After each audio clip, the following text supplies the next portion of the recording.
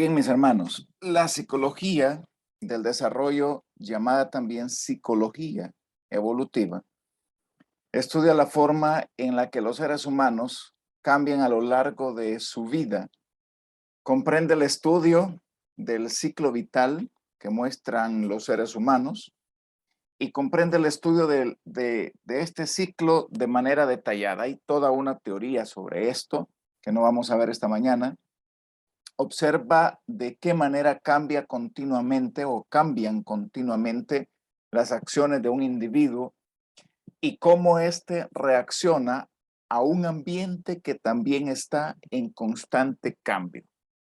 De acuerdo a la psicología del desarrollo, cuando se rodea a los 40 años de vida, tanto en hombres como en mujeres, se da una crisis denominada la crisis de los 40. El psicólogo estadounidense Daniel J. Levinson fue el primero que la conceptualizó. La crisis de los 40, también llamada crisis de la mediana edad, es aquella que aparece cuando al bordear la cuarta década, aquí creo que no habemos muchos, creo que solo está Doña Ismari, que más bien está un poquito arriba de la mediana edad. Su servidor está rodeando ya un poquito arribita más bien. El hermano José y Marilinda creo que están por allí también. Mi esposa está por ahí también. Los demás son más jóvenes y ellos se preguntarán, bueno, ¿será que vamos a estar escuchando de lo que pasa después de los 40? Pero yo ahorita tengo 25, tengo 24 y tengo 20. ¿Por qué tengo que escuchar esto? Bien, tranquilos. Vamos a ver cómo vamos a desarrollar este tema esta mañana.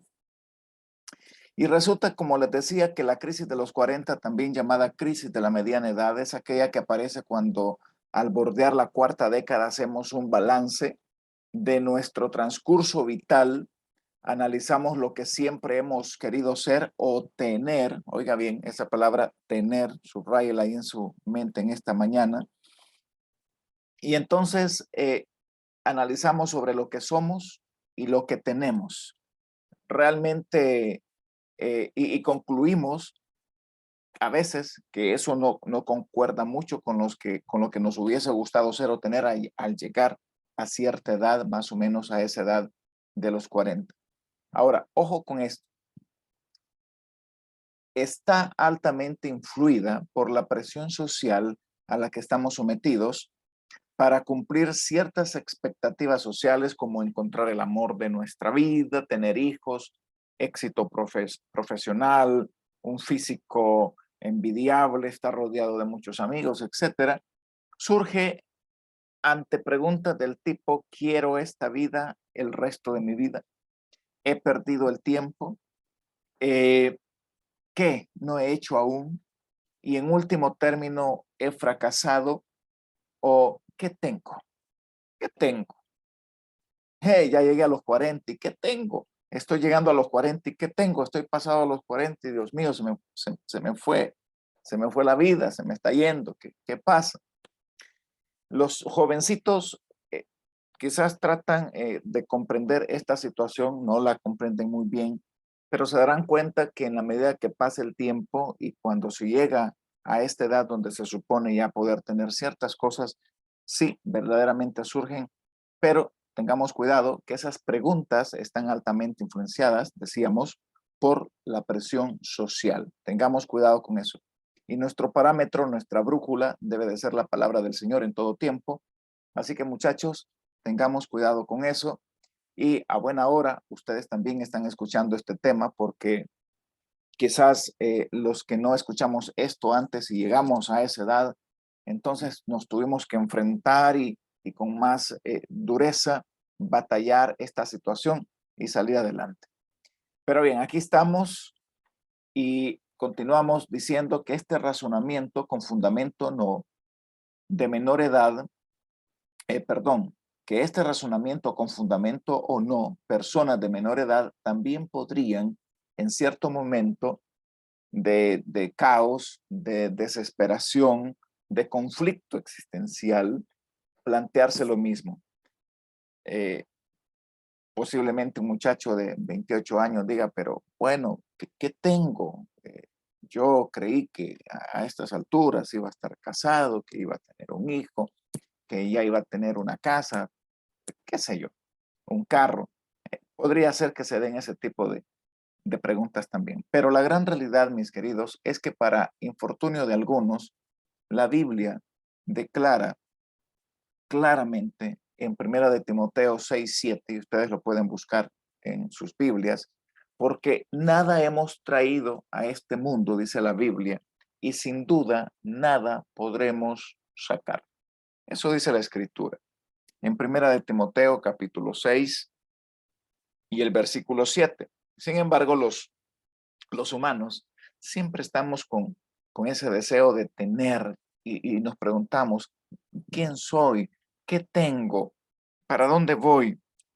No estoy diciendo que sea malo. El problema es cuando hay una obsesión sobre esto y cuando en lugar de existir confianza en el Señor, cuando en lugar de existir optimismo de vida, de existir esperanza, hay un sentimiento de fracaso, de culpabilidad, de desesperanza. Entonces, eso estaría mal.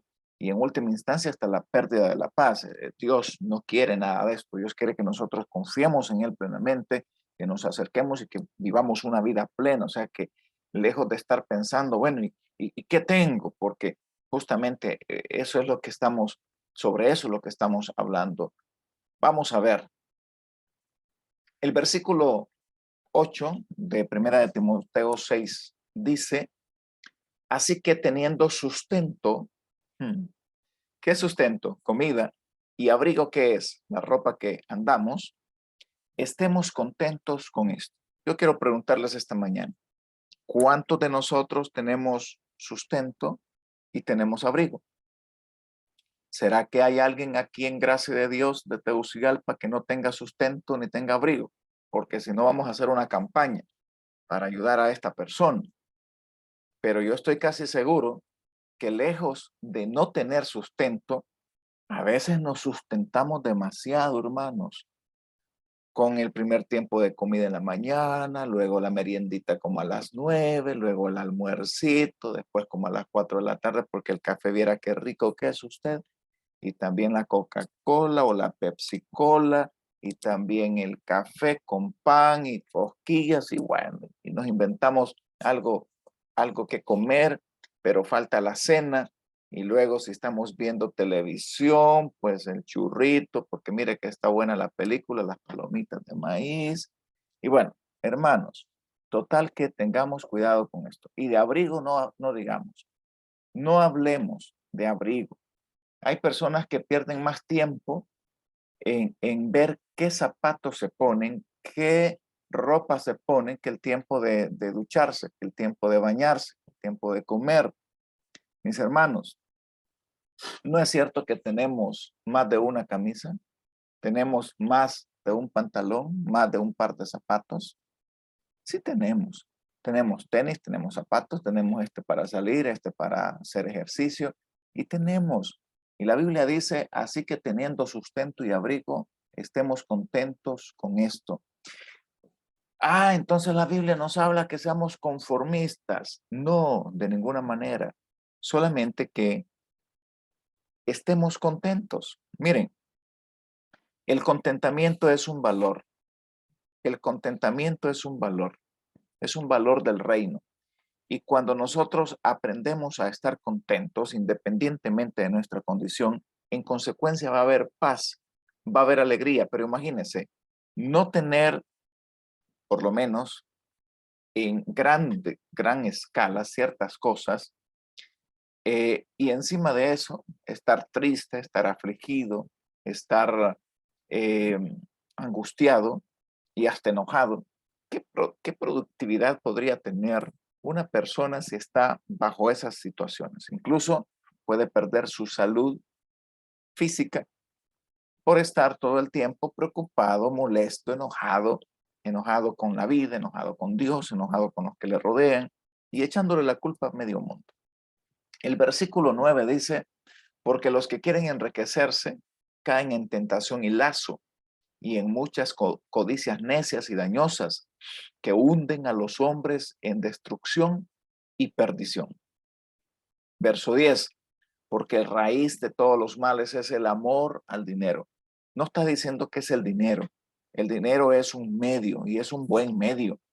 Hermanos, si en gracia de Dios todo mundo fuese empresario y tuvieran un ingreso per cápita por encima de lo normal en estos países latinoamericanos y similar a lo de los grandes empresarios en otros países, eso sería excelente, eso sería fascinante, porque el dinero no es malo, lo malo es el amor al dinero, el cual codiciando algunos se extraviaron de la fe y fueron traspasados de muchos dolores. Hay muchas personas que incluso por amor al dinero, por querer ganar más, por querer enriquecerse, por querer hacer más cosas que requieren dinero, entonces se apartan de la fe y eso es peligroso.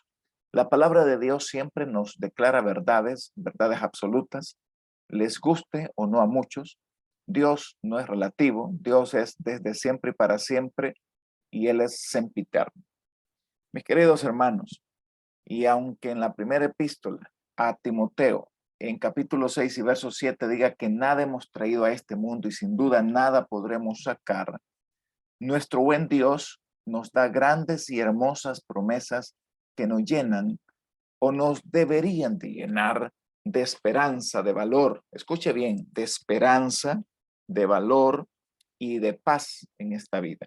¿Y qué tal si nosotros tenemos realmente esperanza, que yo espero que así sea, valor para vivir no de manera cobarde y también paz en el corazón? ¿Qué más queremos? Cuando existen estos tres factores, que son, no es otra cosa más que valores del reino, al vivir bajo estos valores del reino, en consecuencia nuestros pensamientos serán mejores, podremos tomar mejores decisiones y gozaremos de una vida plena que no es sinónimo de una vida perfecta o sin problemas. Eso es utópico y será posible solo cuando estemos en la presencia de nuestro Creador. La gente en general se preocupa mucho por las posesiones, pero cuando se comprende que el Padre, que es nuestro Padre Celestial, que es su Padre y que es dueño de todo, debería haber una modificación profunda de conducta. Vamos a ver esta mañana, en primer lugar, que la mano de Dios sostiene a sus hijos. Hermanos, cuando alguien piense que no cree que tiene algo, debemos de pensar en esto. En primer lugar, que la mano de Dios sostiene a nuestros hijos, nos sostiene a nosotros como hijos suyos. Así que veamos por favor en Isaías 41:13, Isaías capítulo 41 y el versículo 13, dice, porque yo Jehová soy tu Dios, quien te sostiene de tu mano derecha y te dice, no temas, yo te ayudo. Amén. Amén. Así que cuando alguien cree que no tiene nada, ¿será que a los cristianos nunca se nos ha venido un pensamiento así? ¿Qué opina? ¿Será que los cristianos siempre creemos que tenemos todo? Bueno, la Biblia nos dice que cuando alguien piense que no tiene nada, debemos de recordar esta gran verdad. La mano de Dios sostiene a sus hijos. Isaías 41:13 lo declara, porque yo Jehová soy tu Dios, quien te sostiene de tu mano derecha y te dice, no temas, yo te ayudo. Reflexionemos un poco. ¿Será que ese Dios, ese Jehová, nuestro Dios, nos tiene de la mano a nosotros, pero cuando nos ve en el conflicto, nos deja que nos ahoguemos? ¿Será que aún estando Él cerca de nosotros, Él va a permitir que nos pase algo malo La Biblia dice que Él nos sostiene y nos está diciendo enfáticamente, saben, este es un verbo imperativo, dice, no temas, no temas. Dios no quiere que vivamos con temor. ¿Sabe usted que el temor, que es muy amigo del miedo, es casi lo mismo prácticamente? Mis hermanos, esto es destructivo. Cuando una persona tiene miedo, no piensa.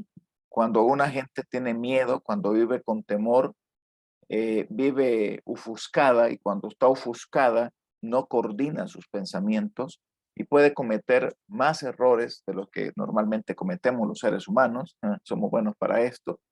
Y esto nos lleva a una condición más difícil. Pero cuando vivimos tranquilos, confiados en el Señor, esperando en el Señor, las cosas cambian. Decíamos nosotros, y lo hablábamos ya hace un momento, si vivimos bajo esos criterios o bajo esos valores del reino, de la esperanza, del optimismo, y hay tantos otros, entonces nosotros vamos a ser capaces de poder responder con mayor eficacia y con mayor eficiencia a los retos que la vida día a día nos conlleva. Dice la palabra que el Señor dice, yo te ayudo, dice el Señor. Y nuestro Dios no es un Dios que miente, es un Dios que todo lo cumple por su esencia de santo, por su esencia de justicia, pero también por su esencia de poder. Nosotros los humanos somos limitados. Puede ser que haya un hombre santo, muy justo, pero que al final no puede porque no tiene la capacidad. Él creyó que iba a poder, pero no pudo, falló, porque no es omnipotente.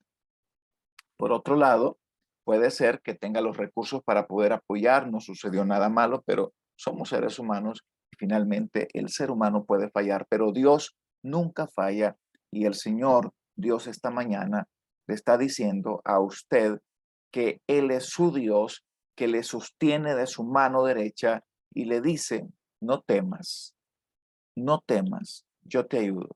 Jóvenes que están aquí, no teman, porque Dios está con ustedes y Dios les está diciendo, no soy yo el que les estoy diciendo, es Dios que les está diciendo mediante su palabra, no temas, yo te ayudo.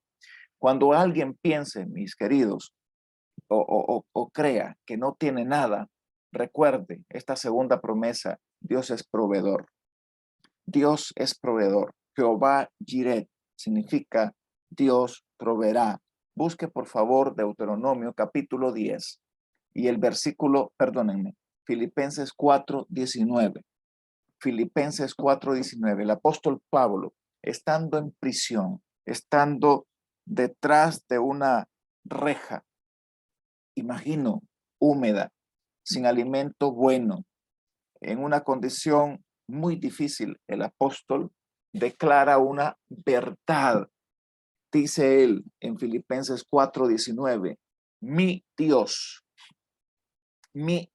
pues, suplirá todo lo que os falta conforme a sus riquezas en gloria en Cristo Jesús. Hermoso. ¿Dónde estaba Pablo cuando escribió esto? Ciertamente, mis hermanos, él estaba en prisión, pero Pablo sabía que Dios estaba con él. Pablo sabía que Dios le iba a suplir todo lo que él necesitaba para lograr sus objetivos. Los objetivos de Pablo estaban configurados de acuerdo al reino de Dios, de acuerdo al reino de su Padre Celestial.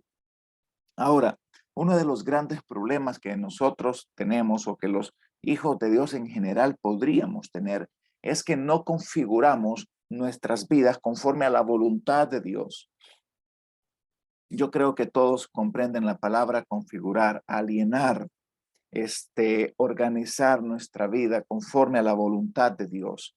¿Qué es lo que sucede cuando una persona no configura su vida a la voluntad de Dios? Que va a hacer muchas cosas y podría ser que tiene mucho éxito, pero no de acuerdo a la voluntad del Señor. será un éxito temporal, un éxito pasajero, será aplaudido por muchos aquí en la tierra, pero que no trascenderá ni será eficaz para el reino. En contraste, los hijos de Dios debemos de configurar nuestras vidas para que nuestras vidas sean útiles al reino del Señor, que nuestras vidas sean productivas para el Señor, que nuestras vidas realmente denoten adoración a Dios, que no es otra cosa más que obediencia y servicio. El apóstol Pablo había configurado su vida con el plan del Señor. Y entonces él declara, mi Dios pues suplirá todo lo que os falta conforme a sus riquezas en gloria en Cristo Jesús.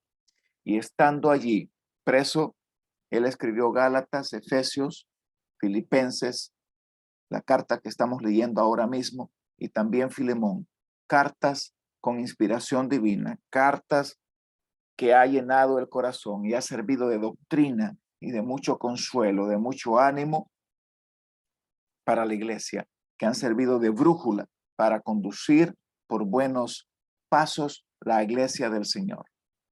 En tercer lugar, mis hermanos, cuando alguien crea que no tiene nada, debe recordar que Dios es Señor y dueño de todo. Dios es Señor y dueño de todo. Deuteronomio capítulo 10 y el versículo 14, mis hermanos. Dice la Escritura, he aquí, de Jehová tu Dios son los cielos y los cielos de los cielos. Una descripción a la que no estamos muy acostumbrados, una descripción que pega mucho con los descubrimientos últimos de la NASA, que han descubierto que existen muchísimas galaxias. La Vía Láctea, nuestra galaxia, perdón, donde está la Tierra y el Sol que nosotros conocemos, solamente es una galaxia. Pero hay millones de galaxias. ¿Se imagina usted qué grande el poder de Dios? Y la Biblia dice y habla, y los cielos de los cielos. Él es dueño de todo, absolutamente todo, aún de aquello que nosotros ni siquiera podemos imaginar ni concebir porque nuestra mente es finita. La mente de Dios es infinita y no vamos a poder comprender. Tan grande es Dios que no vamos a poder comprenderlo jamás, nunca. Deuteronomio 10:14, leyendo nuevamente, dice, he aquí, de Jehová tu Dios son los cielos y los cielos de los cielos. Mire cómo dice, he aquí, de Jehová tu Dios, tu Dios, tu Dios, hermano, su Dios, hermano. Y los cielos de los cielos, la tierra y todas las cosas que hay en ella. Hermoso.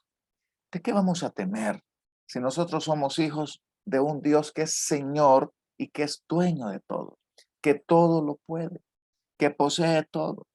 Hermanos, lo que usted y yo necesitamos cada día es levantarnos en fe, rendir nuestras vidas a Dios, pedirle al Padre que nos ilumine, que nos llene de fe, que seamos constantes y jamás va a faltar nada en nuestras vidas. El primer libro de Samuel, versículo 2 y el verso 8. Impresionante. Busquemos, por favor. Primer libro de Samuel, capítulo 2 y el verso 8. Dice así, él levanta del polvo, ¿a quién dice? Al pobre, al pobre. Como esa historia mitológica de los griegos, el ave fénix, sí, de las cenizas, se levanta. Bueno, él levanta, y esto sí es una realidad, no es mitología, él levanta del polvo al pobre. No importa en qué situación alguien pueda estar, pero cuando clama a Dios, la Biblia dice que el Señor escucha. Clama a mí y yo te responderé, dice Jehová, y te enseñaré cosas grandes y ocultas que tú no conoces, dice Jeremías. Y cuando una persona clama al Señor, el Señor le extiende su mano, lo levanta, lo bendice y lo pone en lugares celestiales. Dios nunca va a poner a un hijo suyo en un lugar de menosprecio. Dios nunca va a poner a un hijo suyo en un lugar menos de lo que significa su amor para con su hijo. Así que Dios levanta del polvo al pobre, de la nada, y del muladar exalta al menesteroso, para hacerles sentarse con príncipes y heredar un sitio de honor. Porque de Jehová son las columnas de la tierra. ¿De quién? Porque de Él es, porque Él es dueño, porque Él es Señor de todo. Y Él afirmó sobre ellas el mundo. El siguiente versículo, verso 9. Él guarda los pies de sus santos. De sus santos. ¿Qué significa santo? Apartado de todo mal. Mas los impíos perecen en tinieblas, porque nadie será fuerte por su propia fuerza. Mis queridos hermanos, muchas veces nosotros queremos ser fuertes en nuestras propias fuerzas. Queremos hacer las cosas, queremos tener éxito, queremos incluso servirle al Señor en nuestras propias fuerzas, y eso es imposible. Tenemos que reconocer que de Él viene la sabiduría, de Él viene la inteligencia, de Él viene la fortaleza física, de Él viene la fortaleza emocional, mental, espiritual. Nosotros no tenemos absolutamente nada y nada de qué gloriarnos. En todo caso, la gloria debe de ser para el Señor siempre. Debemos de gloriarnos en el Señor, porque de Él procede todo. Sin Dios somos nada. Sin el poder de Dios, ni las hojas de los árboles se mueven. Cada día el Señor hace milagros en su vida y en mi vida. Cada día que despertamos es un milagro, queridos. No esperemos algo portentoso, algo excepcional, algo como que vamos a ver un día que se abre el mar rojo, vamos a ver a los que vivimos en el sur de Honduras, en el Golfo de Fonseca, que se va a abrir y vamos a poder pasar por allí.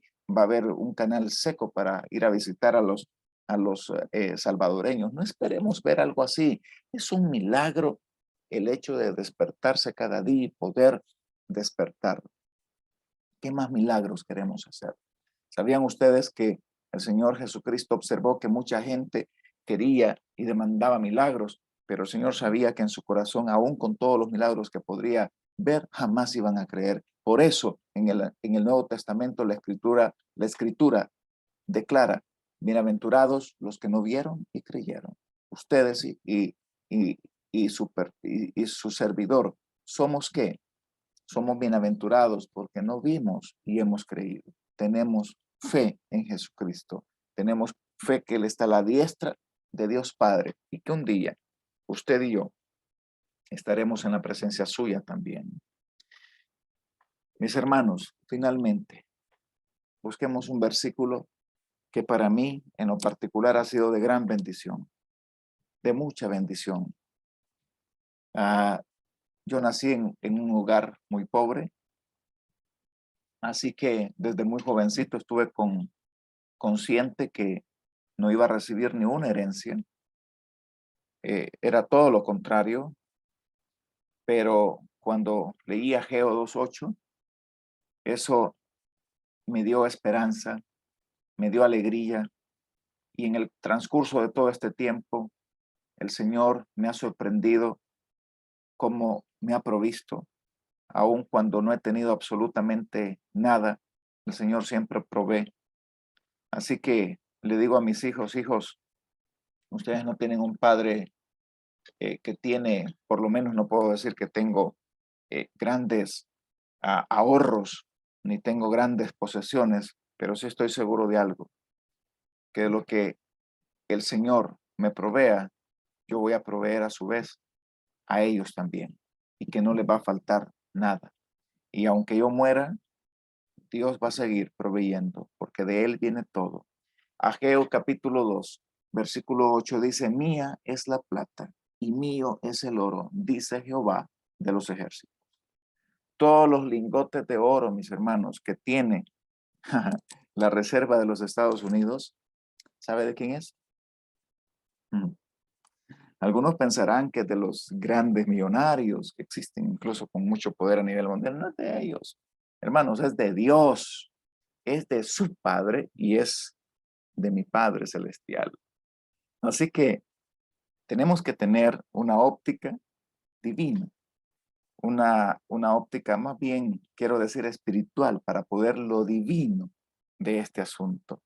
Dios es el dueño del oro y la plata. Él lo declara. Dice Jehová de los ejércitos, allí en Ageo capítulo 2, versículo 8. Mis hermanos, quiero preguntarles a ustedes, a manera de conclusión, después de haber estudiado la palabra de Dios esta mañana y preguntarnos, ¿qué tengo? ¿Cuál sería la respuesta? Cuando alguien piensa que no tiene nada, debe saber que en Cristo lo tenemos todo. En Cristo estamos completos. Gloria al Rey, ¿cierto? Porque Él vive, yo vivo. Porque Él vive, no temo del mañana. Seguro estamos. Seguro debe sentirse usted, porque es hijo del Rey. Y si es hijo del Rey, pues usted es un príncipe y no le faltará nada. La mano de Dios sostiene a sus hijos. Dios es proveedor. Dios es Señor y dueño de todo. Dios es dueño de todo y Él provee a sus hijos. Que el Señor le bendiga, que el Señor le guarde.